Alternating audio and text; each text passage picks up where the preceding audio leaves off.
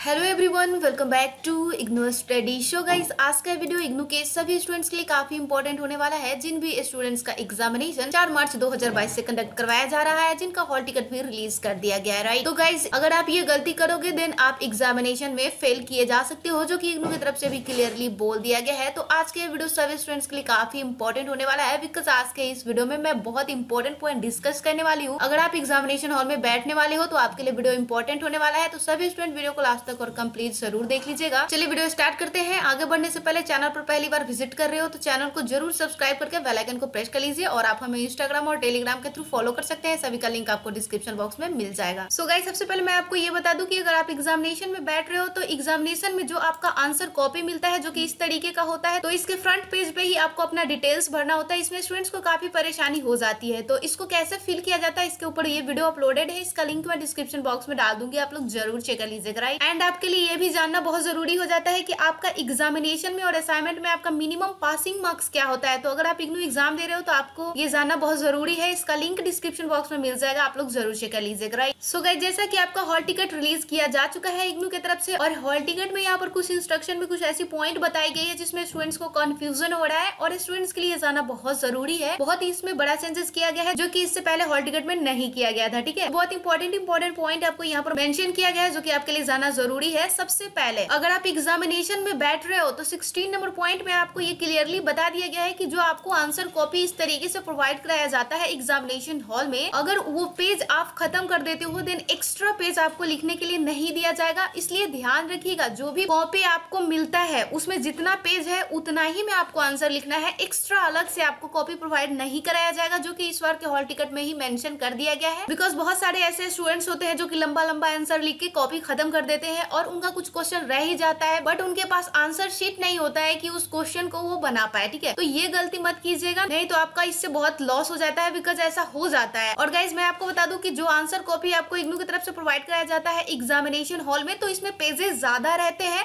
इसलिए आप लोगों को ध्यान से लिखना है, ये सोच करके कि एक्स्ट्रा कॉपी आपको नहीं मिलेगा, फाइन। और गाइज, यहाँ पर जो 17 नंबर पॉइंट में आपको बताया गया है कि हॉल टिकट आपका किस कंडीशन में वैलिड होगा, रेड कलर से आपको यहाँ पर नजर आ रहा होगा। तो स्टूडेंट्स को यहाँ पर परेशानी हो रहा है कि ये क्यों दिया गया है, तो मैं आपको यहाँ पर क्लियरली बता देती हूँ सिंपल से लैंग्वेज में। यहाँ पर ये बताया गया है कि आपका जो प्रोग्राम का वैलिडिटी है वो एंड नहीं होना चाहिए, मींस आपका मैक्सिमम वैलिडिटी एंड नहीं होना चाहिए। ऐसे में आपका हॉल टिकट वैलिड नहीं रहेगा, फाइन। अदरवाइज सभी स्टूडेंट्स का हॉल टिकट वैलिड रहेगा, फाइन। और नेक्स्ट आपको यहाँ पर इस पॉइंट सब में आपको ये बताया गया है कि अगर आपने किसी भी पेपर को रीएवल्यूशन में डाला हुआ है और उसी पेपर का आप फॉर्म भर के एग्जामिनेशन फिर से दे रहे हो, बिकॉज आपका तो रिजल्ट अभी तक आया नहीं और आप एग्जामिनेशन उस पेपर का दे रहे हो, तो ऐसे में जब आपका रीएवल्यूशन का रिजल्ट आ जाएगा और आपने एग्जामिनेशन दे दिया वो भी रिजल्ट आ जाएगा, तो उस कंडीशन में जो आपका ज्यादा मार्क्स होगा वो इंक्लूड किया जाएगा, ठीक है। तो ये तो सही ही है, बिकॉज आपका ज्यादा मार्क्स वाला इंक्लूड किया जाएगा, राइट। और उसके बाद यहाँ पर आपको ये बताया गया है कि अगर आपके हॉल टिकट में अगर कोई स्पेलिंग मिस्टेक हो जाता है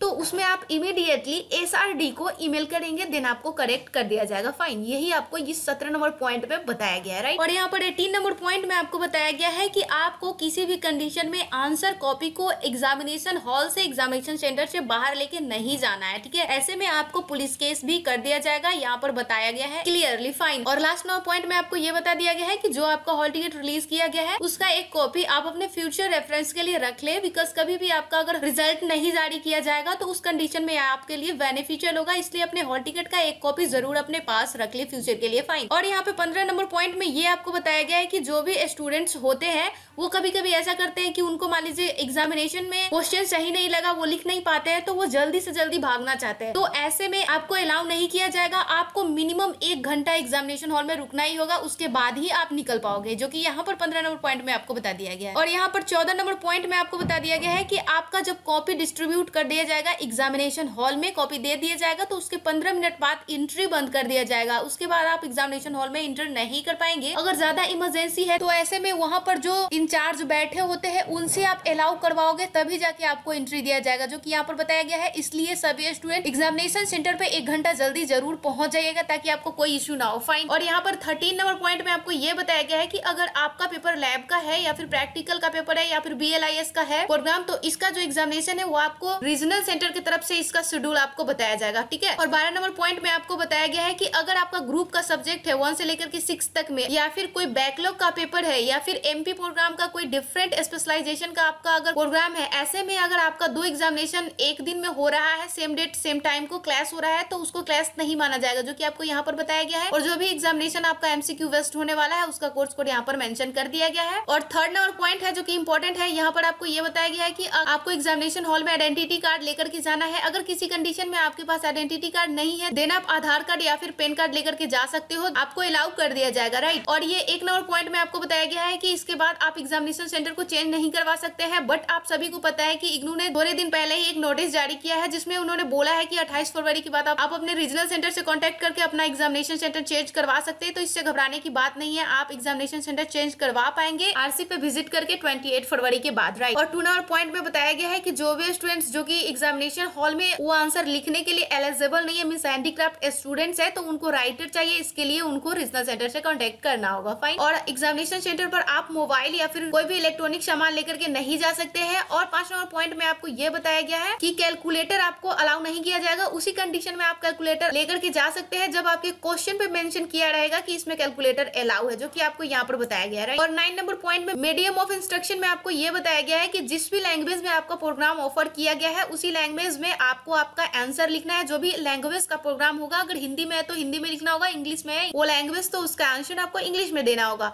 उसके बाद मैं आपको ये बता दूं कि अगर आपका क्वेश्चन प्रोवाइड किया जाएगा, अगर मान लीजिए आपने अपने प्रोग्राम को इंग्लिश मीडियम में सिलेक्ट कर रखा है, बट अगर जो एग्जामिनेशन हॉल में आपको क्वेश्चन मिल रहा है वो हिंदी और इंग्लिश दोनों में दिया गया है, तो आप हिंदी या फिर इंग्लिश दोनों में लिख सकते हो। बस आपको सिर्फ ध्यान ये रखना है कि यहाँ पर जो मीडियम पूछा जाता है आपके एग्जामिनेशन में, तो यहाँ पर आप इंग्लिश में लिख रहे हो तो इंग्लिश लिख देना, हिंदी में लिख रहे हो तो हिंदी लिख देना, उसके बाद कोई इशू नहीं होगा, आप किसी भी मीडियम में लिख सकते हो, राइट। एंड जो हॉल टिकट आपको प्रोवाइड कराया जाता है, तो यहाँ पर आपका एनरोलमेंट नंबर, कंट्रोल नंबर और यहाँ पर नाम दिया रहता है, और एग्जामिनेशन सेंटर का आपका यहाँ पर कोड दिया रहता है, और यहाँ पर पूरा एड्रेस दिया रहता है जहाँ पर आपको अपना एग्जाम देना है। यहाँ पर आपको अपना फोटोग्राफ पेस्ट कर देना है और यहाँ पर क्रॉस सिग्नेचर आपको कर लेना है। और शेड्यूल में यहाँ पर आपको दे दिया गया है कि किस पेपर का एग्जामिनेशन आपका किस डेट और किस सेशन में कंडक्ट करवाया जा रहा है, राइट। तो यही सब इंपॉर्टेंट पॉइंट था जो कि आपके लिए जानना जरूरी था। तो चलिए आज के इस वीडियो में इतना ही रखते हैं। वीडियो को लाइक कीजिए, सभी स्टूडेंट के साथ शेयर कीजिए एंड चैनल को जरूर सब्सक्राइब कर लीजिए। तो thank you, take care and bye bye.